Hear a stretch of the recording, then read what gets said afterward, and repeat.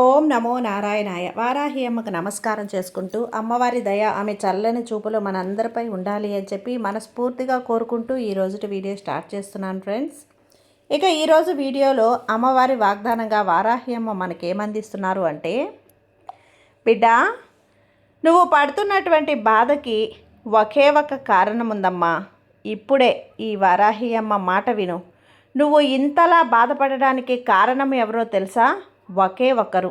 ఆ ఒక్కరు ఎవరు? ఆ మనిషి ఎవరు? ఆడ మనిషా, మగ మనిషా అన్నీ కూడా ఇప్పుడు నీకు తెలియపరుస్తాను.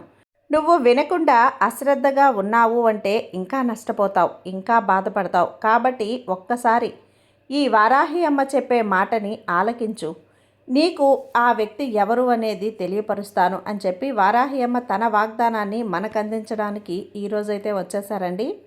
ఇక అమ్మవారి వాగ్దానం వినే ముందుగా మన ఛానల్ కనుక మొదటగా ఎవరైనా చూస్తూ ఉన్నట్లయితే ప్లీజ్ సబ్స్క్రైబ్ చేసుకోండి ఫ్రెండ్స్. వీడియో నచ్చితే కనుక లైక్ చేసి సపోర్ట్ చేయండి. ఇక వీడియోలోకి వెళ్ళబోయే ముందుగా ఒక్కసారి జ్యోతిష్యంలో గొప్ప అనుభవం కలిగినటువంటి గురూజీ సుబ్రహ్మణ్యం రాజు గారు శ్రీ వారాహి అమ్మవారి ఆశీస్సులతో జ్యోతిష్యం చెప్తున్నారు. ఈ గురువుగారు చెప్పింది చెప్పినట్లుగా జరుగుతుందండి. Contact number 7075662225. భార్యాభర్తల మధ్య గొడవలు, విదేశీ ప్రయాణం ఆలస్యం అవటం, ప్రేమ, పెళ్లి, సంతానం లేకపోవటం, కోర్టు సమస్యలు, గృహము మరియు కుటుంబ సమస్యలు, ధనం నిలకడగా లేకపోవటం, నమ్మిన వ్యక్తి మోసం చేయటం, స్త్రీలకు పురుషులకు సంబంధించిన గుప్త సమస్యలు ఎటువంటివైనా రోజుల్లో పరిష్కారం చేయబడును. మీరు ఎంతోమంది దగ్గర జ్యోతిష్యం మరియు పరిష్కారాలు చేయించుకొని నిరాశ చెంది ఉన్నట్లయితే ఒక్కసారి ఆదికొండ దేవతలైన కోయరాజు గారికి కాల్ చేయండి. కోయ గురూజీ గారు కొండదేవత పూజారి సుబ్రహ్మణ్యం రాజు గారు. Contact number 7075662225. మా జీవితంలో కూడా ఎన్నో మార్పులు జరిగాయండి, కాబట్టే నమ్మకంగా చెప్తున్నాను. జై వారాహి అమ్మ.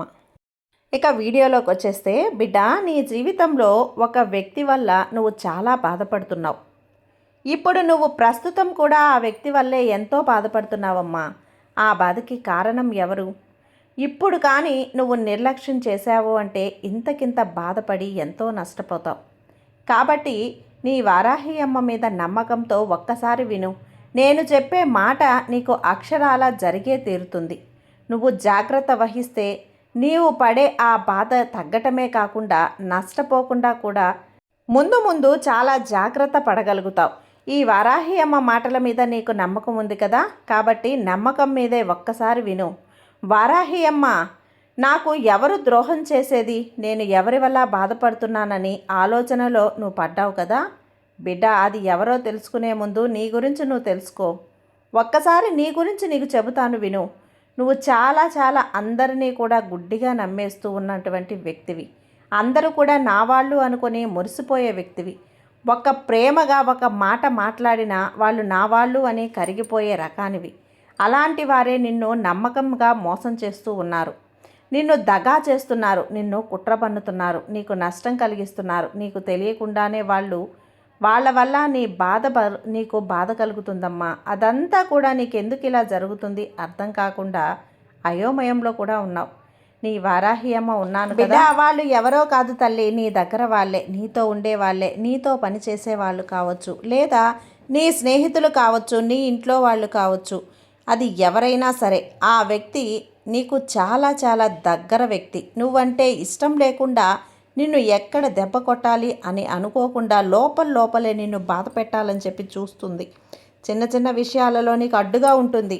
నీకు ఏదైతే మంచి జరుగుతుందో అది జరగకుండా చెయ్యాలి అని చెప్పి, జరగకూడదని చెప్పి కోరుకుంటుంది.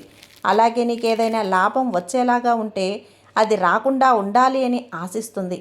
కాబట్టి ఆ వ్యక్తి ఎవరైనా కావచ్చు, ఎలాంటి వారైనా కూడా నిన్ను దెబ్బ కొట్టాలని చూసినా వారి వల్ల నువ్వు తెలియకుండానే బాధపడిపోతూ ఉన్నావమ్మా. నువ్వు మంచివానివే, కానీ మంచిగా ఆలోచిస్తున్నావు. కానీ వాళ్ళు ఏం చేస్తున్నారు? వాళ్ళు ఖచ్చితంగా నిన్ను మోసం చేయాలి, నష్టపరచాలి, బాధ పెట్టాలి అని చెప్పి వాళ్ళు అతిగా ఆలోచిస్తున్నారు. అలాంటి వారు నీ చుట్టూ ఉన్నారని ముందు నువ్వు గుర్తించు. అందరూ కూడా నీలానే మంచివారు ఉంటారు అనుకుంటే ఎలా?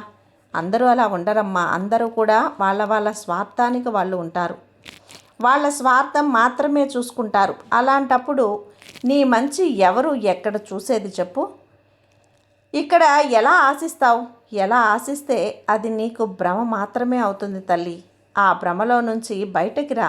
నీ తోటి ఉద్యోగులు కానీ, లేదా నీ ఇంట్లో తోటి తోడుకోడళ్ళు, నీ యొక్క స్నేహితులు కానీ, నీ బంధువుల్లో కానీ ఎవరో ఒకరు నీతో చాలా అన్యోన్యంగా ఉండేవారే నిన్ను ఇలా పగ తీర్చుకుంటూ ఉన్నారు తల్లి. పగ అంటే వాళ్ళ స్వార్థం కోసం నిన్ను దెబ్బ కొట్టాలని చూస్తున్నారు.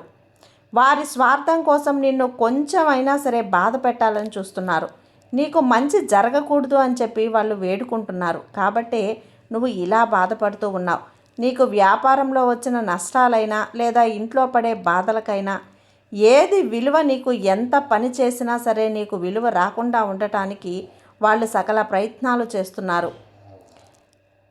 నీ మంచి కోరుకునే వాళ్ళు నీ యొక్క మంచి జరగకుండా ఆపాలని ఏదో చిన్న ప్రయత్నాలు వాళ్ళ వంతు చేస్తున్నారు. కానీ ఆ విషయం నువ్వు తెలుసుకోకుండా గుడ్డిగా నమ్మేసి అందరితో బాగుంటావు, అందరూ బాగుండాలని కోరుకుంటావు. కానీ నీకు మాత్రం వెన్నుపోటు పడవాలని చూస్తున్నారు. ఇక్కడి నుంచి అయినా జాగ్రత్త పడు. నీ ఉద్యోగ స్థలంలోనైనా నువ్వు ఏ పని చేస్తూ ఉన్నా సరే నీకు ఎలాంటి ఆటంకాలు రాకుండా నాలుగు పక్కల నువ్వు జాగ్రత్తగా ఉండాలి. వారు ఎలాంటి ద్రోహం చేసినా కూడా దాన్ని నువ్వు తట్టుకునే విధంగా, ఎదుర్కొనేలాగా ఉండాలి. దాని నుంచి నువ్వు బయటపడే విధంగా ఉండాలి. అలా ఆలోచించి పెట్టుకో. ఏ పక్క నుంచి ఏం వస్తుందో నీకు తెలియదు కదా. నీ యొక్క ప్రమోషన్ను ఆపేయచ్చు, నీకు వస్తున్న విలువల్ని తగ్గించేయచ్చు, నీకు వస్తున్నటువంటి ఉద్యోగ అవకాశాలని దూరం చేయొచ్చు, నీకు మంచి పేరును రాకుండా ఆపేయడానికి ప్రయత్నించవచ్చు. ఇలా ఎన్నో విషయాలు, ఎన్నో ప్రయత్నాలు చేసి ఆపేసి నిన్ను తక్కువ చేసి చూడాలని చెప్పి వాళ్ళు ప్రయత్నిస్తున్నారు.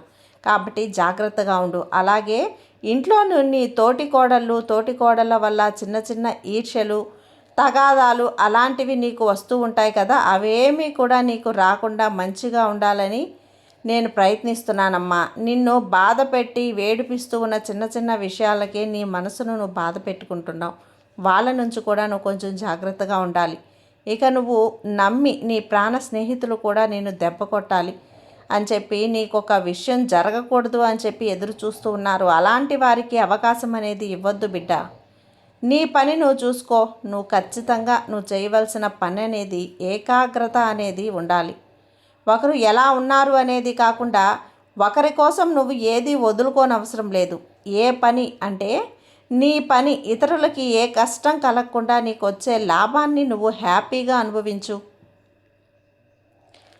నువ్వు నీకొచ్చే లాభంలో ఇతరులకు ఏ అన్యాయం జరగలేదని నువ్వు భావిస్తే తప్పకుండా ఒక అడుగు ముందుకు వెయ్యి.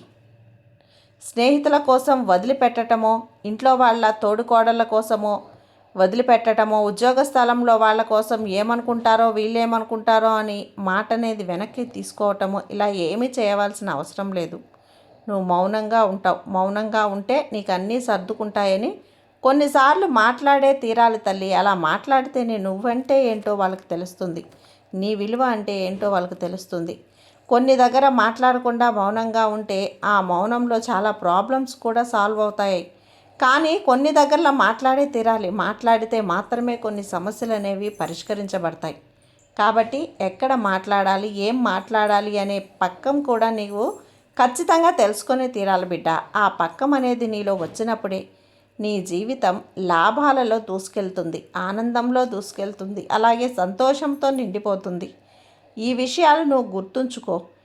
నీ నలుమూలల నాలుగు పక్కల ఎవరు ఎలాంటి వారు, ఎవరు ఏం చేస్తున్నారు, ఎలా మాట్లాడుతున్నారు అనే, నీ ముందు ఏం మాట్లాడుతున్నారు, నీ మనసుకే మాట్లాడుతున్నారా, నీ మంచి కోరి మాట్లాడుతున్నారని కూడా నువ్వు తెలుసుకోవాలి. నీ మంచి మనసుకి ఈ వారాహి అమ్మని ఎప్పుడూ కూడా నేను తోడుగా, అండగా, నీ తల్లిగా నేనెప్పుడూ నీతోనే ఉంటాను. నీ మాటలకి నీకెప్పుడూ కూడా నీకు అండగా ఉంటాను తల్లి. ఎప్పుడైనా సరే అమ్మా అని పిలిచావు అంటే వెంటనే నీ కష్టాలన్నీ నాతో పంచుకో. నీ కష్టాలన్నీ తొలగించేస్తాను. ప్రతిసారి కూడా నన్ను ఆరాధిస్తూ ప్రార్థిస్తూ పిలుస్తూ ఉన్నావు కదా. నీ మంచి కోసం మాత్రమే తల్లి. నువ్వు ఎదురు చూస్తూ ఏదైతే ఉన్నావో అది ఖచ్చితంగా నీకు దగ్గర చేసే తీరుతాను. నువ్వు కోరింది తప్పకుండా నీకు తీరుతుంది. నువ్వు ఎదురు చూసే విషయం జరుగుతుంది. కొద్ది రోజులుగా నువ్వు మనసంతా భారంగా, ఎంతో కష్టంగా ఉన్నావు కదా. అలాంటిది నీకు ఎదురు చూస్తున్న కోరిక తీరింది కాబట్టి ఇక నిశ్చింతగా ఉండు. నువ్వు నమ్ముకున్న ఈ వారాహి అమ్మ ఎప్పుడూ కూడా నీకు అండగా ఉంటాను. నీ కోరిక తీరుస్తాను. నిశ్చింతగా ఉండు బిడ్డ. ఈ అమ్మ అనుగ్రహం నీకెప్పుడూ ఉంటుంది తల్లి. సర్వే జన సుఖినో భవంతు. జై వారాహి అమ్మ.